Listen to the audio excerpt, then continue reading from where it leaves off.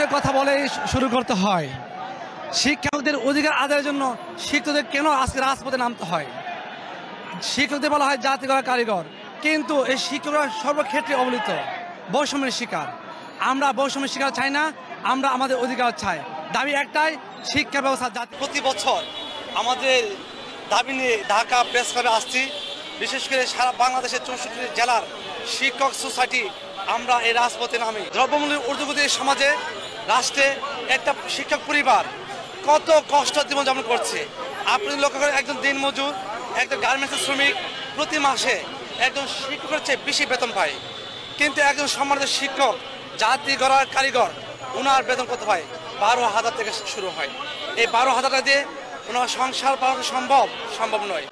আর বাড়ি ভাড়ার জন্য মাত্র পাই 1,000 টাকা। 1,000 দিয়ে আমাদেরকে বলা হচ্ছে আমরা বাড়ি ভাড়া পাচ্ছি, উৎসব পাতা থেকে আমরা বঞ্চিত।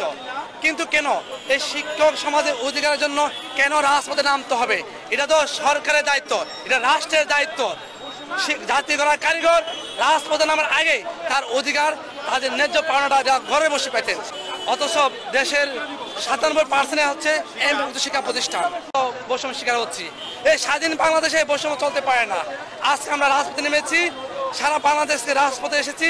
আমাদের দাবি একটাই, এমপিভুক্ত শিক্ষা প্রতিষ্ঠান জাতীয়করণ চাই। আমি মোহাম্মদ শাহ আলম, সরকারি শিক্ষক, নারায়ণতলা বেসরকারি উচ্চ বিদ্যালয়। আমি সিলেট বিভাগ সুনামগঞ্জ থেকে আজকে প্রেস ক্লাবে এসেছি। এটা হচ্ছে একটা জাতীয় দাবি। শিক্ষক এবং কর্মচারীদের বেতন যদি বাড়ানো হয় অথবা চাকরি জাতীয়করণ করা হয়, তাহলে শিক্ষক, কর্মচারী, ছাত্র, অভিভাবক এমনকি জাতি উপকৃত হবে। আজকে দেখেন যে সীমিত পরিমাণ বেতন পায় একজন শিক্ষক, একজন গার্মেন্টসের কর্মী, একজন সাধারণ শ্রমিক এর চেয়ে বেশি টাকা আর্ন করে। 12,500 টাকা দিয়ে মাসে তার পরিবার চালানো সম্ভব নয়। শুধু 1,000 টাকা ভারী ভাড়া, 500 টাকা চিকিৎসা ভাতা পায়। এটা একটা লজ্জা, এটা পুরো সমগ্র জাতির জন্য লজ্জা।